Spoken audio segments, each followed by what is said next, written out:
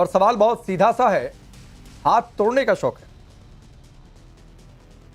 भाई इसमें आप ही बोलिए राकेश भाई, जितना घिनौना काम मुख्यमंत्री द्वारा हुआ है, अगर मुख्यमंत्री का जो बचाव जिस तरीके से निषाद जी, संजय निषाद मंत्री कर रहा है, जिस तरीके से गिरिराज सिंह कर रहे हैं उनकी बेटी बहन के साथ होगा, तो क्या ये उचित है? इस देश में घूंघट प्रथा है, बुर्का है, हिजाब है, लोग जो क्रिश्चियन कम्युनिटी से आते हैं वो स्कार्फ लगाती हैं न, लोग क्या, कोई मुख्यमंत्री को अधिकार है किसी भी संवैधानिक पद में, या किसी आम इंसान को ये अधिकार है? राकेश भाई बतलाइए, आप ही गिरिराज सिंह से पूछिए, उसके घर में उसकी बेटी बहन नहीं है क्या? उनको बोलने से पहले शर्म नहीं आती है क्या? संजय निषाद को शर्म नहीं आता? अगर मुख्यमंत्री जो पप्पू यादव जिस तरीके से बचाव कर रहे हैं, हाँ। बोलिए मुख्यमंत्री को बुलाकर, उस लेडी डॉक्टर को बुलाकर माफी मांग लेते, कंट्रोवर्सी नहीं खत्म नहीं, होती, ये वो सारी अपने बात भाव को ठीक है प्रकट करते। आदिल हसन, ये सारी बात ठीक है, ये सारी बात आपकी ठीक है। इसी देश में पर्दा प्रथा का भी विरोध हुआ है, मैं उधर जाना नहीं चाहता हूं। मेरा सवाल सिर्फ ये है, आपको हाथ तोड़ने का शौक है आपकी पार्टी के नेताओं को? हाथ तोड़ने का शौक है? इसमें हाथ तोड़ने वाली बात क्या है? जो इसमें बोला है मैं उन्होंने वही क्या कोट कर कहा? रहा हूं। उन्होंने बतलाया जिस तरीके से उस संजय निषाद मंत्री ने, यूपी सरकार में का जो मंत्री है, जिस बेहुदा बात उसने कही है, नहीं नहीं नहीं आप नहीं, राकेश भाई ये आप खुद थोड़ा सोचिए, शब्दों का ध्यान रखिए, आप खुद सोचिए, थोड़ा शब्दों का आप खुद असंसदीय सोचिए। शब्द नहीं आदिल हसन, आदिल भाई असंसदीय शब्द नहीं। अच्छा आप मैं ही फिर कह बतलाइए, रहा हूं, आप ही बोलिए, मैं फिर कह आप ही रहा हूं, हाथ बतलाइए। तोड़कर दूसरे हाथ में डाल देने का शौक है, या आपकी पार्टी में यही शौक, ट्रेनिंग दी जाती है? सुनिए इसमें, सुनिए उस आदमी को, अगर वो बिहार आएगा, आपके चैनल पे बोल रहा हूँ, उस आदमी को जूता का माला इंशाल्लाह पहनाऊंगा, आपके सामने बोल रहा हूँ, जूता का माला पहनाऊंगा उसको, आपके चैनल के माध्यम से बोल रहा हूँ। अगर वो बिहार आएगा, सीमांचल आएगा, कटिहार, पूर्णिया, अररिया, किशनगंज आएगा, तो उसको जूते के माला से इस्तकबाल लोग फिर करेगा। वही बात, उसने जितनी घटिया बात बोली है, आदिल उसको हसन, शर्म आना संजय चाहिए। योगी निषाद ने सरकार जो को उसको कहा, कैबिनेट से निकालना मैं चाहिए। फिर कह रहा हूं कि संजय निषाद ने जो कहा, नीतीश कुमार ने जो किया, आप उस पर अपना विरोध दर्ज कराइए, मैं आपके विरोध के साथ भी हो सकता हूं, लेकिन यह क्या तरीका है कि हाथ तोड़कर हाथ में दे देंगे? अच्छा पाकिस्तान की भाषा बोलने का शौक है क्या? जो पाकिस्तान का गैंगस्टर बोल रहा है कि चीखें निकाल देंगे, फिर तो वही बातचीत है कि चीखें निकाल देंगे, निकलवाइए चीखें, यही हो लोकतंत्र में। आप तो संविधान की बातचीत करते हैं, यही संविधान में लिखा है कि हाथ तोड़ देना, अदालत मत जाना, पुलिस में मत जाना, हाथ तोड़ के हाथ में डाल देना। राकेश भाई, पाकिस्तान से तो मोदी जी को मोहब्बत है, नवाज शरीफ के यहाँ बिरयानी खाने जाएं, जिन्ना के मजार पे अडवाणी गए, नवाज शरीफ को अपने शपथ में मोदी जी बुलाएं, पाकिस्तान अटल बिहारी वाजपेयी गए थे, पाकिस्तान से तो भाजपाइयों को नफरत मोहब्बत है, हमें नफरत है, हम तो कभी पाकिस्तान के खिलाफ क़यामत के सुबह तक बोलेंगे। इस दुनिया में आतंकवाद की जननी पाकिस्तान है, हिंदुस्तान को सबसे ज्यादा अगर नुकसान पहुंचा है तो पाकिस्तान से पहुंचा, मोहम्मद अली जिन्ना से पहुंचा है। आदिल, हम तो बिरयानी खाने मोदी जी की तरफ आदिल नहीं भाई, जाते हैं। आपसे पूछ कुछ और रहा हूं, आप जवाब कुछ और दे रहे हैं। नहीं, हम तो आपसे सच्चाई पूछ बोल रहा रहे हैं हूं कि सर। पाकिस्तान का गैंगस्टर बोल रहा है कि चीखें निकाल देंगे, माफी मंगवा लो, आपके नेता कह रहे हैं हाथ तोड़कर दूसरे हाथ में डाल देंगे, माफी मंगवा लो। क्या अंतर है दोनों में, मुझे ये समझाइए। राकेश भाई, पाकिस्तान का वो फ्रॉड क्या बोल रहा है, वो गैंगस्टर क्या बोल रहा है, वो कुत्ता क्या बोल रहा है, वो उससे पूछिए, मोदी जी से पूछिए। वहां नवाज शरीफ के यहाँ बिरयानी खाने गए थे, इम्तियाज जलील ने जो बात कही, इम्तियाज जलील साहब ने, उन्होंने एक सच्चाई कही कि अगर जिस तरीके से उसने बेहूदी बात की उसको तो यही करना ही चाहिए। इम्तियाज जलील साहब ने क्या गलत कहा है? नहीं ठीक है, घर में होगा, मेरे घर में होगा तो यही करेंगे। ठीक है फैज खान, आइंदा आपको किसी की बात बुरी लगे तो ट्रेनिंग ले लीजिए, आपको किसी की बात बुरी लगे तो हाथ तोड़कर दूसरे हाथ में दे देना चाहिए। बिस्मिल्लाहिर्रहमानिर्रहीम रब्बिश रहली सदरी व यस्सिरली अमरी वहलुल उक़दतम मिन लिसानी यफ़क़हू क़ौली। बिरादरान हिंद, अस्सलाम वालेकुम रहमतुल्लाहि व बरकातहू। भारत माता की जय, वंदे मातरम। आदरणीय राकेश पांडे भैया, इस्लाम में जो पहली हदीस है, अमल का दारोमदार नियत पर है। कोई भी काम आप करते हैं तो उसके पीछे आपकी इंटेंशन क्या है।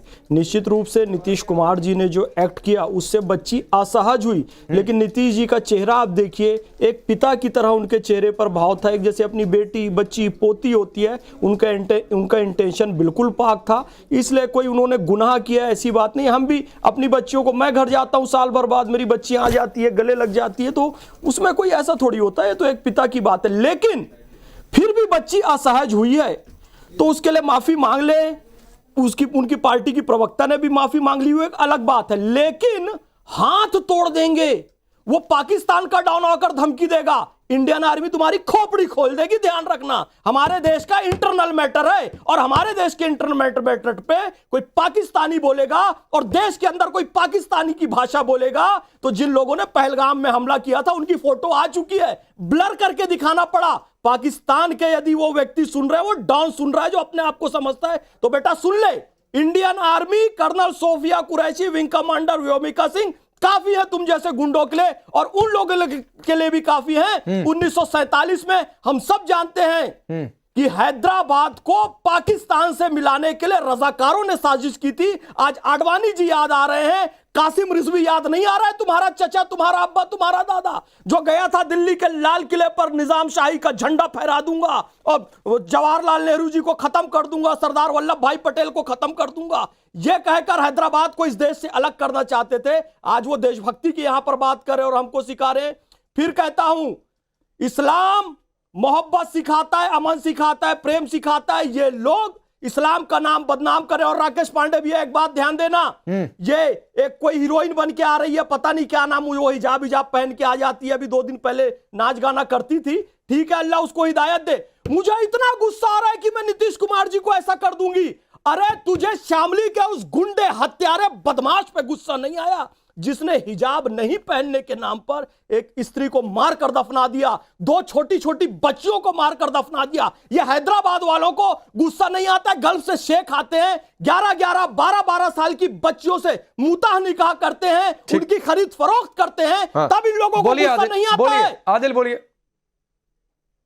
सुनिए, मेरा कहना है साफ साफ राकेश भाई, ये जो फैज खान जो बोल रहा है, किसको बोल रहा है ये तो नहीं जानते हैं, क्योंकि मजलिस इत्तेहादुल मुस्लिमीन 1958 में बनी और मुर्दाबाद बोल दो, गोडसे मुर्दाबाद का तो बहुत शौक है तुमको, बोलो कासिम रिजवी मुर्दाबाद बोलो। अरे फैज खान, इतना तुमसे तुम्हारे चैनल पे नहीं आया हूँ, राकेश हो गया, चैनल पे आया। गोडसे मुर्दाबाद में बहुत मजा आता है, असली जो विभाजनकारी है उसका नाम लेके बोल दो मुर्दाबाद। तुम्हारी भौंकने की पुरानी आदत है, तुम आरएसएस के पेरोल पे हो, तुम्हारे भौंकने की पुरानी आदत है, इसलिए देखो श्वान आ गया, बिल्ली को सपने में सिर्फ छिछड़ा नजर आता है, कुत्ते को सिर्फ हड्डी नजर आती है। तथ्य और तर्कों पे बात करो, तथ्य और तर्क नहीं है तो अपने घर जाओ, मजबूरी है चैनल की तुमको बुलाना, क्योंकि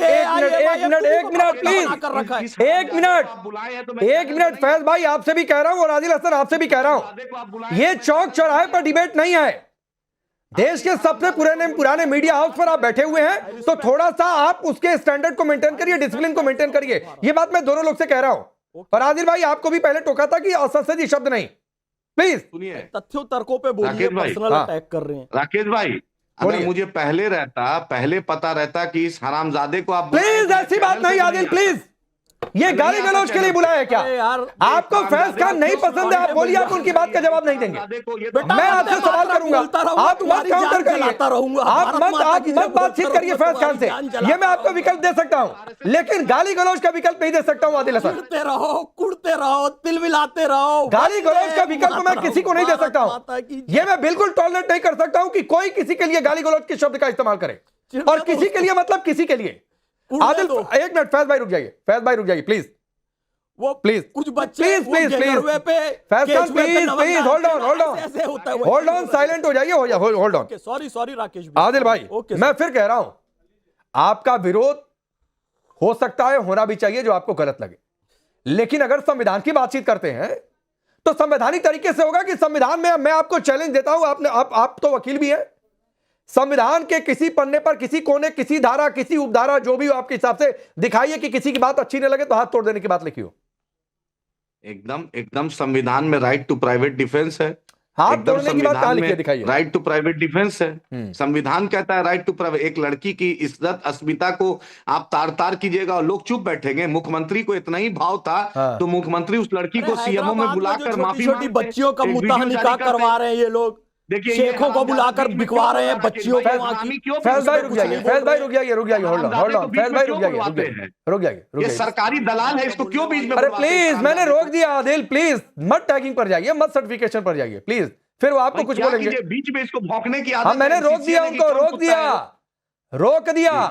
मैं ये मान लूं कि आदिल हसन के हिसाब से संवैधानिक मर्यादा मिल जाती है हाथ पैर तोड़ने की, एकदम सुन लीजिए, ये हमारी अस्मिता की बात है, ये पहचान की, ठीक। डिग्निटी की बात है। गुड। जिस तरीके से गिरिराज सिंह ने बोला, संजय निषाद ने बोला, और नीतीश जी को ये बुलाकर, उस लड़की को बुलाकर सीएमओ में माफी मांग के मामले को खत्म क्यों? नीतीश जी माफी ठीक। मांगने में क्या दिक्कत है? ठीक है मनीष आप ही पांडे, बताइए, राकेश भाई मेरी बहन के साथ होगा, गिरिराज सिंह की बेटी के साथ होगा, तो गिरिराज सिंह चुप रहेंगे? ठीक ठीक ठीक।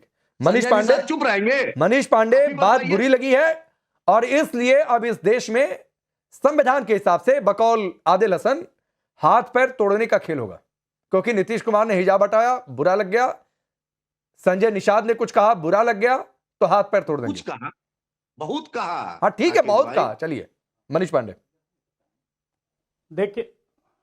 देखिए मुझे लगता है उस नीतीश कुमार को, जिसको उसके राज्य की महिलाएं 8-9% अधिक वोट करती है, उसमें हिंदू महिलाएं भी हैं, मुसलमान महिलाएं भी, उसे किसी आदिल भाई जैसे लोगों से सर्टिफिकेट लेने की या देश के किसी भी ऐसे मुस्लिम नेता से सर्टिफिकेट लेने की मुझे नहीं लगता कि कोई जरूरत है।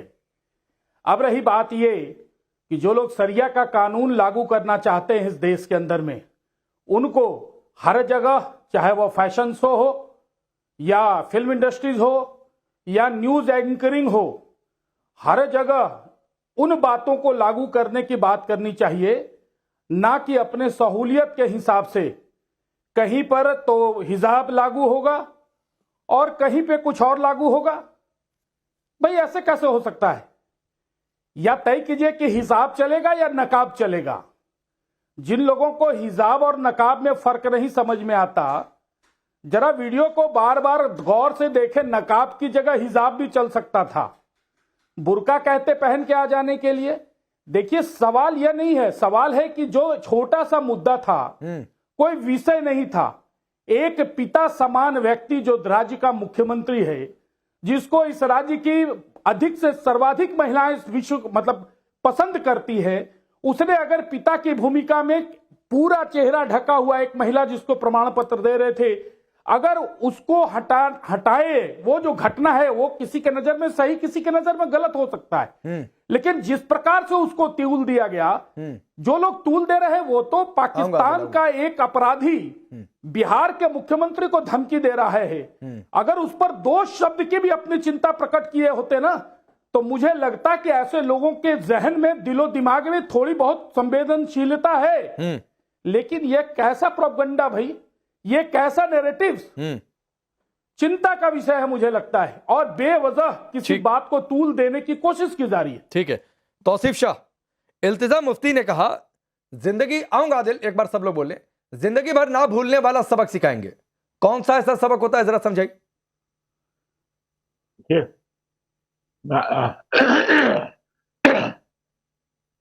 सॉरी, मैं 2 बातें कहूंगा राकेश जी आपसे। यहाँ सबसे पहली बात तो मैं ये कहूंगा, ये जो उन्होंने किया ये बहुत ही ज्यादा निंदनीय है।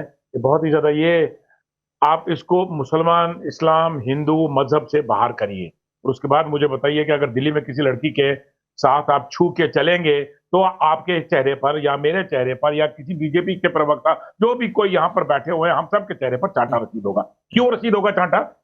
क्योंकि वो ये आपसे कहेंगे कि भाई आपने मेरी इज्जत की बेइज्जती की है।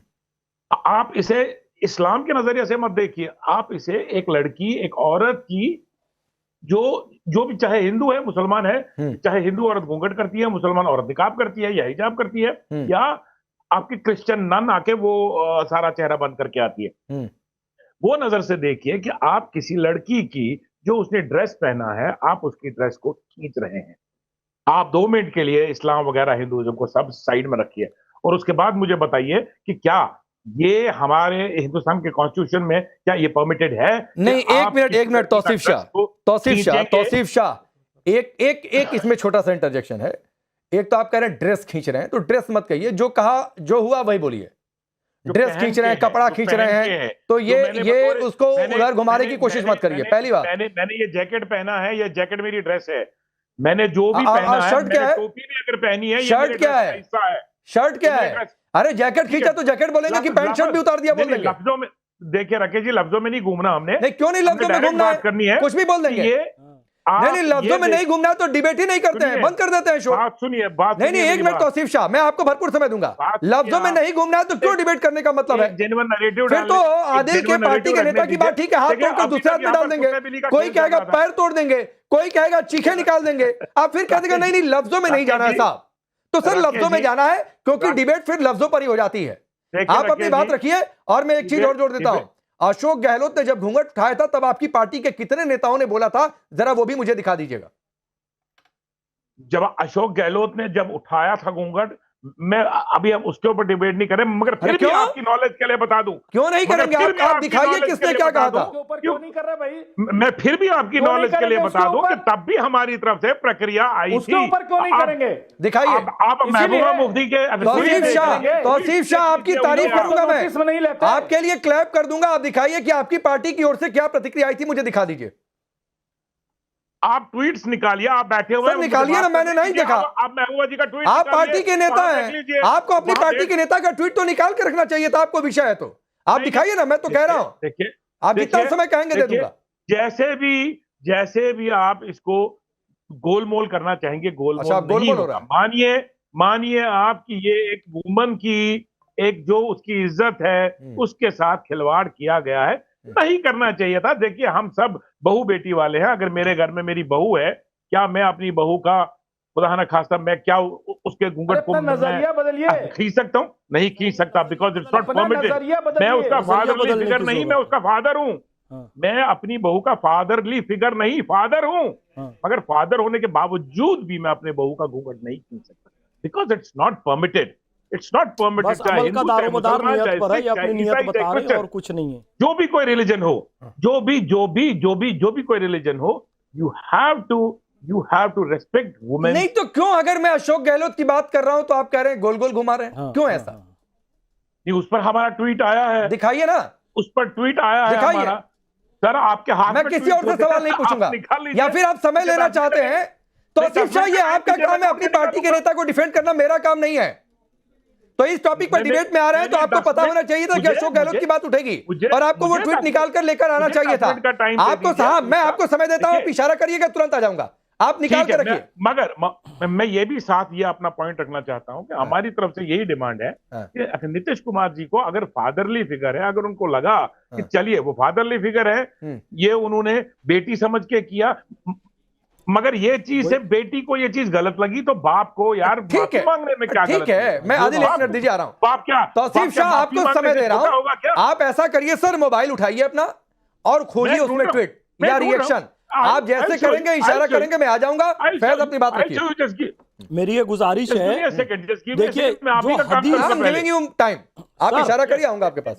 राकेश पांडे भैया, तौसीफ भाई निश्चित रूप से एक मुसलमान है, भारत के मुसलमान है, जिम्मेदार मुसलमान है। ये बार बार ये कह रहे हैं कि मैं अपनी बहू को यदि स्पर्श करूं तो नहीं कर सकता। मैं आपको बता रहा हूं, कुरान शरीफ में सबसे पहला पर्दा सूरह नूर में 24वां सूरह जो है उसकी 30वीं आयत में नजरों का बताया गया है। यानी बहू बेटी पर्दा करे ना करे, कोई गैर स्त्री भी पर्दा करे ना करे, सबसे पहला पर्दा पुरुष अपनी निगाहें नीची रखे। कुरान शरीफ सूरह अन-नूर आयत 30 में लिखा है पुरुष को नजरों का पर्दा करने कहा गया। दूसरी बात, बिल्कुल सही, 31 में यह कहा गया है कि ईमानदार औरतों से कह दो अपनी नजरें नीची रखे, महिलाएं भी नजरें नीची रखे। और इसमें चेहरा ढकने की बात नहीं कही गई है, इसमें कहा गया है अपनी सजावट को जाहिर ना करें, जो खुद ब खुद जाहिर हो जाए, सहजता से जाहिर हो गई अलग बात है। और किन लोगों के सामने वो सहज होकर रह सकती है, सहज होकर अपने शौहर के सामने, अपने पिता के सामने, अपने ससुर के सामने, अपने बेटों के सामने, अपने शौहर के बेटों के सामने। तो साहब इसमें कोई गैर महरम वाली बात नहीं है, अपना ससुर भी पिता की तरह ही है।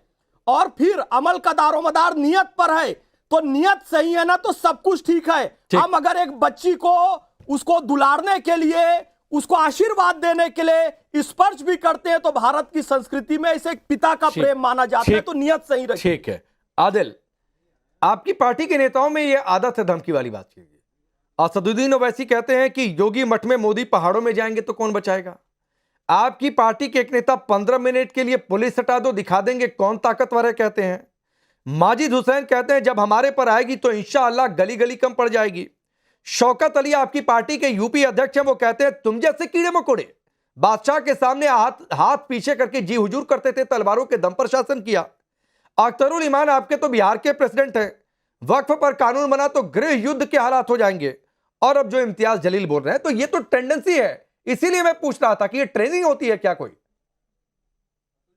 ट्रेनिंग आप राकेश भाई, बैरिस्टर असदुद्दीन ओवैसी साहब ने कहा था कि अगर सर जिस तरीके से जो पदाधिकारी, पुलिस पदाधिकारी जो बीजेपी का जिला अध्यक्ष बन के काम कर रहे हैं, आपने बहुत जगह देखा, जिला पंचायत चुनाव में देखा, उस पर बोला था। अकबर साहब का जहां तक बात है वो हाई कोर्ट से एक्यूटल हो गया है, और हर कंटेक्स्ट में आप एक लाइन को जोड़कर कर देते हैं। और एक बात, नीतीश कुमार की नीयत यहां पर टीवी स्टूडियो में लोग देख रहा है कि गलत काम नीतीश कुमार किए हैं, उनका बिना फीस के वकील बैठ के यहाँ स्टूडियो में वकालत कर रहा है। ये बात नीतीश कुमार जी को ना बोलना चाहिए कि मुझसे गलती हुई है, मैं बेटी समझ रहा था, मैं बहन समझ रहा था। नीतीश जी सीएमओ को क्लैरिफिकेशन देने में क्या दिक्कत है? नीतीश कुमार उस प्रदेश के मुख्यमंत्री हैं बिहार के, बुलाकर बात करके माफी मांगकर मामला खत्म क्यों नहीं कर सकते हैं? वो लड़की अब नौकरी भी नहीं करेगी, वो नौकरी ज्वाइन नहीं कर रही है। अब उसकी डिग्निटी को कितना ठेस पहुंचा राकेश साहब, आप समझ सकते हैं। और संवैधानिक अधिकार है बुर्का पहनना, हिजाब पहनना, घूंघट पहनना, पगड़ी लगाना, क्रॉस लगाना, सिस्टर को स्कार्फ लगाना, ये देश का संविधान और संस्कृति से जुड़ा है। तो नीतीश कुमार अगर नियत अच्छी है तो बुलाकर आदिल हसन, संवैधानिक अधिकार है, धर्म का पालन करने की स्वतंत्रता। मैं फिर कह रहा हूं कि बुर्का जरूरी है कि नहीं इस्लाम में, मैं नहीं डिबेट करना चाहता हूं, वरना कितने इस्लामिक देशों में बुर्का बैन है। मैं उधर नहीं जाना चाहता हूं। अभी प्रधानमंत्री मोदी गए थे और किन किन के साथ तस्वीरें वो सारे बुर्के में दिखे थे क्या? तो मैं नहीं जाना चाहता हूं उधर, डिबेट डिरेल हो जाएगी। बुर्का इस्लाम में जरूरी है, संविधान आपको धर्म का पालन करने की स्वतंत्रता देता है। और फिर संविधान का हवाला दे रहे तो फिर यह डिबेट उठ जाएगी कि बुर्का इस्लाम में जरूरी है कि नहीं है। और फिर जरूरी है तो बाकी सारे इस्लामिक कंट्रीज में बैन क्यों है? इसका मतलब बुर्का जरूरी नहीं है। तो मैं उधर नहीं जाना चाहता हूं डिबेट में। मैंने पूछा आपकी पार्टी में धमकी वाली भाषा की ट्रेनिंग होती है क्या? मैं तो आप धमकी वाला कोई ट्रेनिंग की बात नहीं, हमारी पार्टी सच बोलती है और क़यामत के सुबह तक जब तक जिंदा रहेंगे सच बोलेंगे। आपको मैं बोल रहा हूं, अगर संजय निषाद सीमांचल आएंगे, कटिहार, पूर्णिया, अररिया, किशनगंज आएंगे तो उनको जूता का माला से इस्तकबाल यहाँ के लोग करेगा, आम आदमी करेगा। जिस तरीके से उस आदमी ने घटिया बात बोली है उसको देश को, और भाजपा क्या बोलेगी? कर्नल सोफिया के बारे में भाजपा का मंत्री ने क्या बोला? सुप्रीम कोर्ट में मैटर गया, आप नहीं देखा कि कर्नल सोफिया जो देश के लिए लड़ी उसके लिए भाजपाइयों ने, मंत्री ने क्या कहा? भाजपा क्या बोलेगी जो अजहर मसूद जैसे आतंकवादी को कंधार जाके छोड़ा? भाजपा क्या बोलेगी जो राष्ट्रीय अध्यक्ष बंगारू लक्ष्मण ने रक्षा दलाली की? भाजपा क्या बोलेगी भाई? बोलिए मनीष पांडे। भाजपा को बोलने का अधिकार है। बोलिए मनीष पांडे, बतलाइए। सुनिए मनीष पांडे। बिल्किस बानो के रेपिस्ट को छोड़ा भाजपा। देखिए ऐसा है कि ओवैसी जिस सदन में बैठते हैं, ओवैसी साहब जिस सदन में बैठते हैं, पहले तो उस सदन में जितनी मोहतरमा आती हैं उनको पहले नकाब में डालना सिखाएं। सबसे पहले मैं देख रहा था ये इस विषय पर नीतीश जी को जितने लोग नसीहत दे रही थी, किसी ने ना तो नकाब पहना था, ना हिजाब पहना था, ना ही बुर्का लगाया था। तो अपने लिए तो कोई शरिया का कानून लागू नहीं होता, दूसरे को चले हैं पाठ पढ़ाने। और किसकी हिम्मत है जो किसी को भी कुछ कह दे, कहीं पे भी जाने में? ये धमकी देना सबसे पहले तो बंद कर दो भैया। हाँ, धमकी देने की हिम्मत अगर है तो उस पाकिस्तानी गुंडे को धमकी दो जिसने बिहार के मुख्यमंत्री को धमकी देने का काम किया, उस पर तो किसी की जुबान चली नहीं। बिहार के एक मुख्यमंत्री की, चुने हुए मुख्यमंत्री को किसी देश के डकैत ने धमकी दिया, उसको दो शब्द तो बोलने की हिम्मत नहीं हुई, क्योंकि सरिया नाराज हो जाएगा, लोग नाराज हो जाएंगे। और यहां बैठकर बेमतलब का विषय पे हंगामा कर रहे हो, इसीलिए कि वो अच्छा लगता है। भाई ये अगर हिजाब जरूरी है, अच्छा लगता होगा। जो सार्वजनिक जीवन में जो महिलाएं आ रही है, जो जॉब, एक बात बताइए आदिल, ये जो बात एक उठी है, आप क्या चाहते हैं? देश शरियत से सदन के अंदर में है, जो फैशन शो में जाती है, उसके लिए हिजाब जरूरी नहीं है राकेश भाई? हाँ। उसके लिए बुर्का जरूरी बोलिए है? बोलिए बोलिए। मेरा हाँ बोलिए बोलिए। ये देश संविधान से चलेगा और देश में संविधान में साफ साफ right to equality, right to religious freedom, right to justice साफ साफ देश के बाबा साहेब अम्बेडकर ने संविधान में साफ साफ लिख दिया है। जिस तरीके से जो धार्मिक लोग हैं वो अपना मना सकते हैं, इसमें कोई अड़ंगा नहीं है। देश संविधान से चलेगा, ये सुबह क़यामत के तक ये सच्चाई है कि भारत देश संविधान से चलेगा, ना कि आरएसएस और नागपुर से चलेगा। ये देश भारत का संविधान है, संविधान जिंदाबाद, संविधान से नहीं चलेगा, याद रखिएगा। ये आरएसएस कानून से नहीं चलेगा भाई मेरे, भारत देश संविधान से चलेगा। आरएसएस ने 52 साल और एक चुने हुए मुख्यमंत्री ने जो प्रमाण पत्र लेने महिला आई थी, उसके चेहरे ढके हुए चेहरे को हटाने की जरूरत समझी, इसीलिए एकदम गलत। सार्वजनिक क्षेत्र में जो महिलाएं पुरुष को नहीं आता है वो सार्वजनिक कानून को फॉलो करता है। मैंडेट में कहीं नहीं है। मुख्यमंत्री चुनाव आ रहा है, 243 सीट भी जीता रहे मुख्यमंत्री को, याद है। सुनिए एक मिनट, मैं आगे बढ़ता हूं। आदिल आप बहुत बार अंबेडकर और बहुत बार अलग अलग महापुरुषों की बातें लेकर आते हैं। एक मिनट मनीष भाई रुक जाइए। तो डॉक्टर अंबेडकर के ही बुर्का पर क्या विचार थे, थोड़ा सा जाकर पढ़ लीजिएगा। लेकिन फैज खान, मैं फिर कहूं कि अगर मैं ये डिबेट कर रहा हूं कि इस्लाम में बुर्का जरूरी है या नहीं है, या अभिन्न हिस्सा है, तो फिर उन इस्लामिक देशों में बैन क्यों है? तो क्या उन्हें इस्लामिक नहीं कहा जाएगा? लेकिन मैं फिर कह रहा हूं कि डिबेट तो है नहीं, लेकिन जरा तस्वीर दिखाइए चल क्या रहा है देश में। बंगाल में आज जो है मुर्शिदाबाद में जुमे की नमाज हुई, करीब 1.5 से 2 लाख जुटे, वहां पर भी वो बाबरी की टी शर्ट हो रही है। जम्मू कश्मीर में आप देखिए, महबूबा मुफ्ती की पार्टी से इल्तिजा मुफ्ती ने क्या कहा, उधर उमर अब्दुल्ला ने क्या कहा। एक मौका मिला है फैज का, और मौका मिला है कौम के नाम पर माहौल बनाइए, लोगों को भड़काइए और एक डर पैदा करने की कोशिश करिए। देखिए, ये केवल और केवल डर की राजनीति कर रहे हैं, नो डाउट मैं कहना चाहूंगा। और ये टीएमसी हो, कांग्रेस हो, समाजवादी पार्टी हो, एआईएमआईएम हो, ये लोग इतना मुसलमानों का तुष्टीकरण कर करके उनको इतना कट्टर बना दिए हैं कि एक व्यक्ति अपने घर की 3-3 स्त्रियों को मार के जिंदा दफन कर देता है, केवल ये बुर्के और हिजाब के नाम पर। एसआईआर आता है, कहते हैं इस्लाम पे हमला, सीएएनआरसी आया, कहते हैं इस्लाम पे हमला, वक्फ अमेंडमेंट एक्ट आया, कहते हैं इस्लाम पर हमला, 370-35 से हटाया गया, कहते हैं इस्लाम पर हमला। यानी देश के विकास के लिए जो भी काम हो, हम भारत को 2047 तक विकसित भारत बनाना चाहते हैं, ये इस्लाम और मुसलमान पर हमला इसको कहने लगते हैं। गल्फ, भैया मैं अभी सऊदी से होकर आया हूं पिछले महीने, बहरीन से होकर आया हूं, यूएई से होकर आया हूं, वो इतने प्रगतिशील हो गए हैं, एयरपोर्ट में महिला पुरुष की एक लाइन है।